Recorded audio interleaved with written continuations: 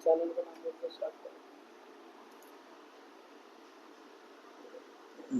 Hello my dear students, आप सभी का हमारे YouTube channel English grammar mania में बहुत बहुत स्वागत है।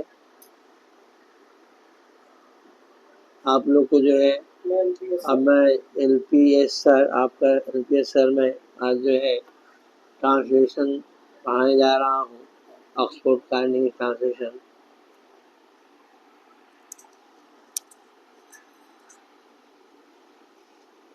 ऑक्सफोर्ड कार्नेगी ट्रांसलेशन पढ़ाने जा रहा हूँ।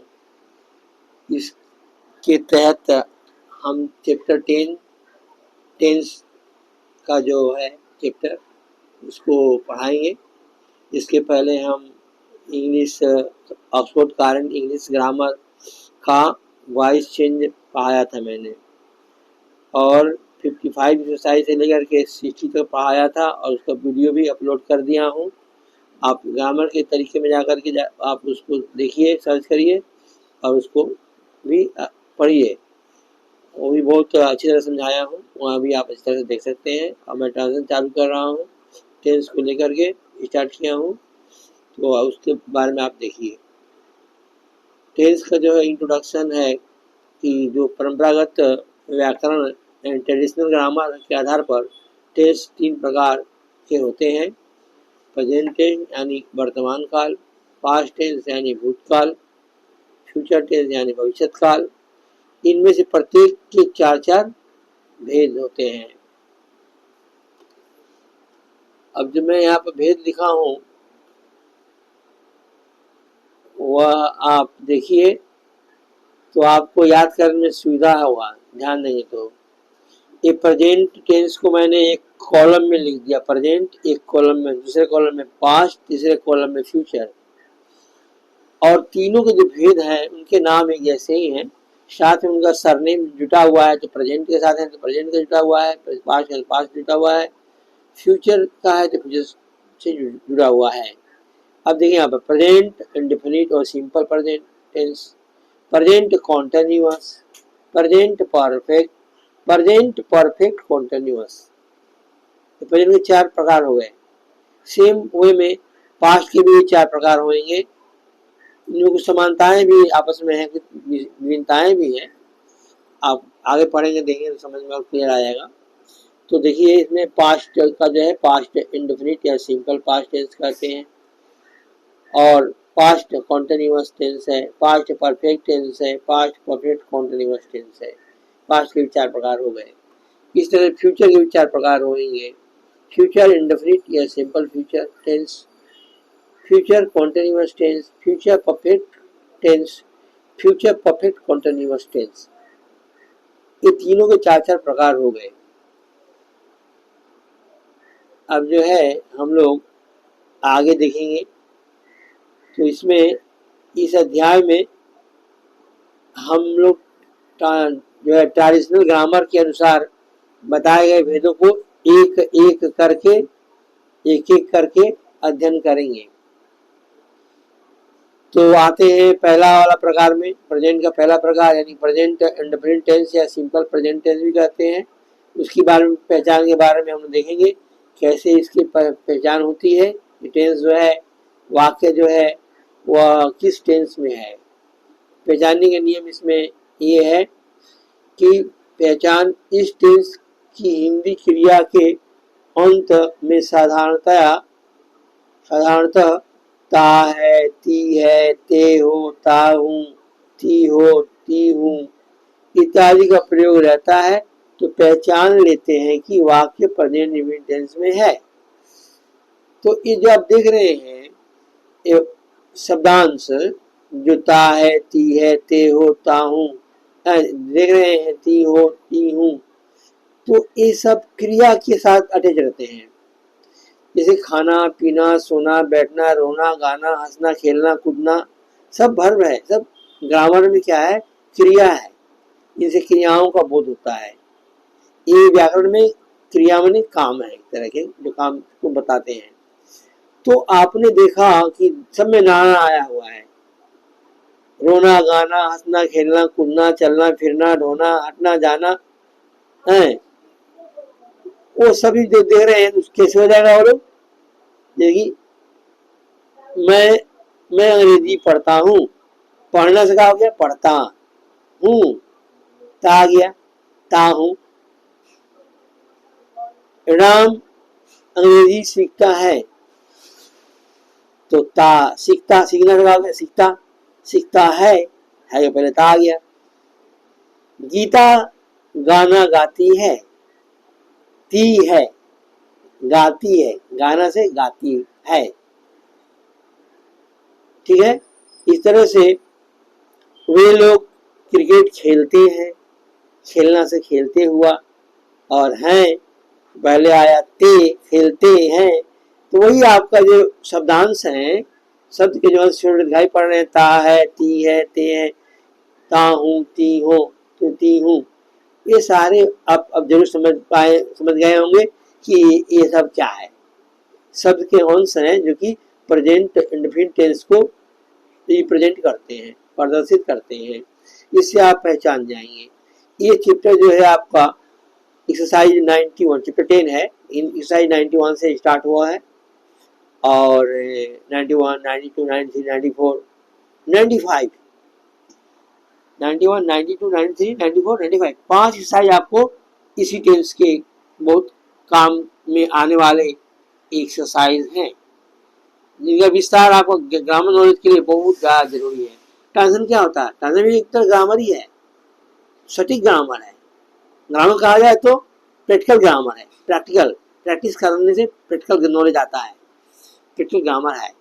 तो इसलिए आपको ये बात ध्यान से सुनना है और समझ के इसको लर्न करना है सिस्टम को, और उसको अप्लाई करना है, उसको प्रयोग में लाना है। तो इस टेंस की जो इंग्लिश वाक्य पहचान हम लोग देखते हैं, ये पहचान में क्या रहता है, सब्जेक्ट रहता है यानी कर्ता रहता है, वर्ब यानी V1 V5 रहता है, V1 जो ओरिजिनल वर्ब है वो V1 होता है, V5 जो है वर्ब में यस या यस जोड़ दिया जाता है आवश्यकता अनुसार, तो वह यस ये जुड़ के V5 हो जाता है। और उसके बाद ऑब्जेक्ट आता है। ऑब्जेक्ट जो है इसे हम लोग या ऑब्जेक्ट कहें या अन्य पद भी आता है वाक्य में, अन्य पद भी कहते हैं, या पूरक या कॉम्प्लीमेंट भी कहते हैं, प्रयोग होता है, ऐसा प्रयोग होता है वाक्यों में। तो आप पहचान जाएंगे कि क्या है, वाक्य प्रेजेंट इंडेफिनिट टेंस में है। इसकी विशेषता देखिए, हिंदी में है हूँ हो, अंग्रेजी तो इज़ होती है, लेकिन यहाँ पर कोई हेल्पिंग वर्ब नहीं है, बस पहचान जाएंगे प्रेजेंट इंडेफिनिट टेंस का वाक्य है, इसमें कोई तो हेल्पिंग वर्ब इज़ में है ही नहीं। अब वर्ब फर्स्ट फॉर्म में है या तो V5 में है। इस तरह से आपको इंग्लिश संरचना से, बनावट से आप पहचान जाएंगे। ये पहचान हमको बहुत ग्रामर में काम आएगा। हिंदी से ही पहचान जाइए, अंग्रेजी से ही पहचान जाइए, ये दोनों पहचान आपके नॉलेज में बहुत काफ़ी प्रखरता लाएंगे, ज्ञान में काफ़ी वृद्धि करेंगे, आप ग्रामर और ट्रांसलेशन दोनों में एक्सपर्ट बन जाएंगे। आगे जो बात है देखिए, आगे बढ़ते हैं हम लोग इसके बाद। तो यहाँ पर जो है, यहाँ ध्यान दें कि जब कर्ता आई वी यू दे दो नाम बहुवचन, मैंने एक से अधिक को बहुत कहते हैं, बहुत ही बहुवचन कहलाता है, एक से अधिक है तो बहुवचन कहलाता है, क्योंकि हिंदी में या इंग्लिश में दो वचन नहीं होता, एक वचन होता है, बहुवचन होता है। जिसमें हिंदी इंग्लिश में लोग कहते हैं सिंगुलर नंबर, प्लूरल नंबर कहते हैं, चाहे बहुवचन रहे एक से अधिक तो कर्ता जो रहे, हाँ कर्ता हो, तो ये क्या है आपका V1 का हम लोग प्रयोग करते हैं, ये वाक्य में V1 दिखाई हम लोग को पड़ता है। ठीक है, इसके बाद V1 का प्रयोग करते हैं जब कर्ता ही सी इट एक नाम एक वचन करता हो, तो V5 का प्रयोग करते हैं, अर्थात यस यस वर्ब में जुड़ जाता है और V5 कहलाता है। अब आप यहाँ पर ध्यान दें कि ये बनावट जो है वाक्य की, प्रेजेंट टेंस की जो वाक्य है इसकी बनावट में क्या देखते हैं, सब्जेक्ट देखते हैं, जिसको हिंदी में लोग कर्ता कहते हैं, करने वाला, डूअर है। जैसे मैं आम खाता हूँ, मैं क्या हुआ, कर्ता, सब्जेक्ट हो गया। खाता हूँ वर्ब हो गया, V1 या V1 लगेगा इस टेंस में। मैं आम खाता हूँ, प्रेजेंट का हिंदी वाक्य हुआ, खाता हूँ, मुझे पहले आया, खाता हूँ, तो उसका हम लोग V1 या V5 लगाएंगे। इस दायरे में नहीं लगाते हैं टेंस में, और ऑब्जेक्ट लगाते हैं। तो ऑब्जेक्ट हुआ कर्म। देखिए कर्ता मैं हुआ, मैं करता हुआ, करने वाला काम, खाने वाला काम मैं कर रहा हूँ, मैं करता हो गया। खाने का प्रभाव पड़ रहा है इसके ऊपर, वह कर्म हो गया, यानी आम खाता हूँ, यानी ऑब्जेक्ट हो गया कर्म। खाने का क्रिया हो रही तो बीच में वर्ब है। ठीक है, इस तरह से ये वाक्य की संरचना बनावट इंग्लिश के सिस्टम से है। इसे आप पहचान जाएंगे तो पैसिव वॉइस में चेंज करने के लिए करीब आपका, मैंने बताया था पहले, 55 से लेकर 60 एक्सरसाइज तक प्रायः टेंस पर आधारित एक्टिव टू पैसिव चेंज करने का क्वेश्चन उसमें दिया हुआ है, जो आपके लिए बहुत ही हेल्पफुल होने वाला है। बहुत ही आपको सहायता मिलेगी, आप अच्छी तरह पहचान पाएंगे, अच्छी तरह बना पाएंगे, आप में कॉन्फिडेंस बहुत ग्रो करेगा, आप बोल्ड हो जाएंगे ग्रामर में और ट्रांसलेशन में। तो इसके ऊपर जस्ट हम थोड़ा बात चर्चा करते हैं कि जो कर्ता के जो विषय है, आई, यू, वी, यू, दे, दो नाम बहुवचन, एक से अधिक कर्ता हो तो V1, जब कर्ता ही, सी, इट एक नाम एक वचन एक कर्ता हो तो V5 का प्रयोग करते हैं। इसके यहाँ तक हमने आपको बताया। अब आगे जो पीछे जो है ऊपर में और टेबल एक है, एक टेबल है, टेबल, हाँ ये टेबल में बता चुका हूँ मैं कि आपका जो है प्रेजेंट के 4 प्रकार हैं, पास्ट के 4 प्रकार हैं, फ्यूचर 4 प्रकार हैं। तो प्रेजेंट का पहला प्रकार हम करने जा रहे हैं हम लोग, उसके लिए हम लोग आगे बढ़ेंगे अब। तो इस तरह से हाँ, हम लोग क्या देखते हैं कि प्रेजेंट का जो प्रयोग होता है वो कौन कौन अवस्थाओं में होता है, क्या क्या कंडीशन में होता है। क्योंकि ये बात दोनों में ही महत्वपूर्ण है, इम्पॉर्टेंट है कि आप प्रेजेंट इंडिविजुअल का प्रयोग कौन कौन स्थितियों में करते हैं। हाँ, ग्रामर ध्यान से बहुत इम्पोर्टेंट है और ट्रांसलेशन में भी इसकी उपयोगिता है। तो आइए हम देखते हैं प्रयोग के बारे में कि टेंस के वाक्यों से कर्ता यानी सब्जेक्ट का स्वभाव, नेचर, आदत यानी हैबिट आदि का बोध होता है। इस टेंस का प्रयोग चिरंतन सत्य यूनिवर्सल ट्रुथ के लिए भी होता है, अस्थायी कार्य हो परमानेंट एक्टिविटी उसके लिए होता है, भविष्य की योजना फ्यूचर प्रोग्राम हो तो होता है, इस टेंस का वाक्य प्रयोग होता है। और शर्त रहे, इसमें कंडीशन रहे, जो शर्त हम लोग कहते हैं आदि को व्यक्त करने के लिए ये सब प्रयोग किया जाता है। तो देखिए सब्जेक्ट का स्वभाव, मैं प्रतिदिन अंग्रेजी पढ़ाता हूं, तो क्या हुआ, ये मेरा स्वभाव हुआ, मेरा आदत हुआ, नेचर हैबिट हुआ। क्या हुआ, नेचर या हैबिट हुआ।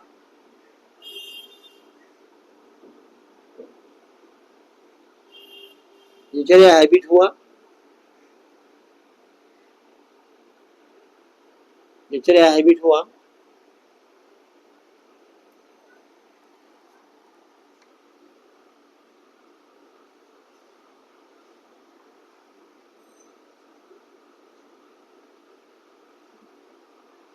नेचर या हैबिट हुआ। आप जो है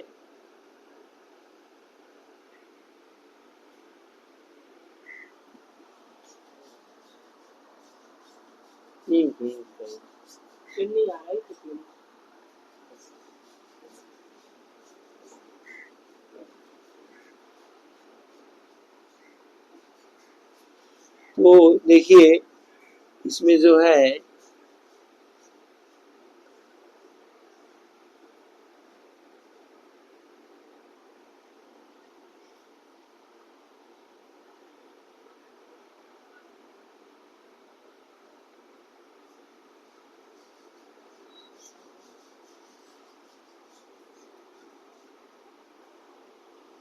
तो हम कह रहे थे कि नेचर और हैबिट की बात आती है। मैं प्रतिदिन अंग्रेजी पढ़ाता हूँ, ये नेचर हो गया और हैबिट भी हुआ। और इस टेंस का प्रयोग चिरंतन सत्य के लिए भी करते हैं। जैसे कि सूर्य, पृथ्वी सूर्य के चारों तरफ परिक्रमा करती है, ती है, क्या हो गया आपका प्रेजेंट हो गया, करती है। चिरंतन सत्य भी है। सूर्य पूर्व में उगता है, सूर्य पश्चिम में डूबता है, उगता है डूबता है, एविडेंस का वाक्य हुआ। ये क्या रिप्रेजेंट कर रहा है? यूनिवर्सल ट्रुथ को रिप्रेजेंट कर रहा है, चिरंतन सत्य को यह बतला रहा है वाक्य। अस्थायी कार्य, जैसे मैं प्रतिदिन स्कूल जाता हूँ, तो क्या ये मेरा अस्थायी कार्य हुआ, जाता हूँ प्रतिदिन स्कूल, तो जाता हूँ ताहू हो गया। इस तरह से परमानेंट एक्टिविटी हुआ। भविष्य की योजना बनाते हैं, जैसे कि भविष्य बनाते हैं, जैसे मैं 1 घंटे बाद अंग्रेजी पढ़ाऊंगा। ये दिखने में लग रहा है फ्यूचर का टेंस का वाक्य है, लेकिन रियल में इसका हम लोग बनाए कैसे, इसको प्रेजेंट में बनाएंगे हम लोग। After 1 year I will practice math sum. कोई आता है, प्रधानमंत्री या मंत्री आते हैं, तो आएंगे या जाएंगे, कोई प्रोग्राम उनका है, तो उसको भी इसमें हम लोग इंक्लूड कर लेते हैं फ्यूचर प्रोग्राम में, और उसको प्रेजेंट इवेंट में वाक्य बनाते हैं। तो इस तरह से आप जो है प्रयोग के बारे में आप ये बात देख रहे हैं, जान रहे हैं। इसके बाद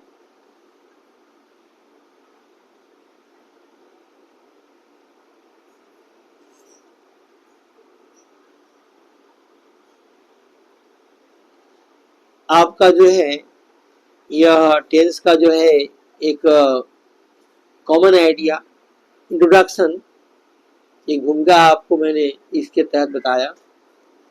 इसके बाद आप प्रेजेंट टेंस के आगे वाले पार्ट में देखेंगे एक्सरसाइज 91 से देखेंगे, हिंदी वाक्य रहेंगे और उसकी इंग्लिश में कैसा उसका अनुवाद करते हैं, ट्रांसलेट करते हैं, वो वाला पार्ट अभी बताएंगे। फिलहाल ये वीडियो तो यहाँ पर खत्म हुआ, और आप लोग को ये वीडियो अच्छा लगा होगा, आशा उम्मीद करता हूँ। तो आप मेरे चैनल इंग्लिश ग्रामर मैनिया को सब्सक्राइब करें, पसंद आया तो लाइक करें, अपने दोस्तों में शेयर करें। कहीं पर कंफ्यूजन हो तो कमेंट करके हमें बताएं। एक्सरसाइज नंबर, टॉपिक नंबर और आप क्वेश्चन नंबर बताएंगे तो मैं उसका उत्तर अवश्य दूंगा। तब तक के लिए ये वीडियो का यहाँ पे एंडिंग हुआ। तब तक के लिए आप लोगों को बहुत बहुत धन्यवाद। Thank you for watching video. Bye bye. जय राम जी।